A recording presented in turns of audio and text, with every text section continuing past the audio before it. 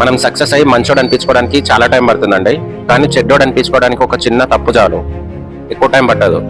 Best example Eshwar Sai అండి, folk song dancer. యూట్యూబ్లో మంచి మంచి సాంగ్ చేశాడు మాధురి రాథోడ్తో కలిసి. కానీ రీసెంట్గా వేములవాడలో మాధురి రాథోడ్ అండ్ ఈశ్వర్ సాయి రెడ్ హ్యాండెడ్గా ఈశ్వర్ సాయి భార్యకు దొరికారు. సో తన భార్య ఆవేదనతో వీడియో తీసి ఇన్స్టాగ్రామ్లో పోస్ట్ చేయడము, ఆ వీడియో వైరల్ అవ్వడము బాగా ట్రెండింగ్లో ఉంది, ఇప్పుడు వైరల్గా మారింది.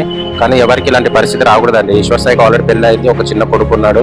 అయినా కూడా ఇంట్లో భార్య పిల్లల్ని వదిలేసి మాధురి రాథోడ్తో అలా రెడ్ హ్యాండెడ్ దొరకడం కూడా చాలా తప్పండి. బాసింగా రాత్రి ఇంకా కొన్ని సాంగ్ చేశాడు. ఎక్కడ ఏ ఫంక్షన్స్లో చూసినప్పుడు ఇవే సాంగ్సే బాగా ఫేమ్లో ఉన్నాయి. బట్ ఇలా చేయడం అయితే చాలా రాంగ్.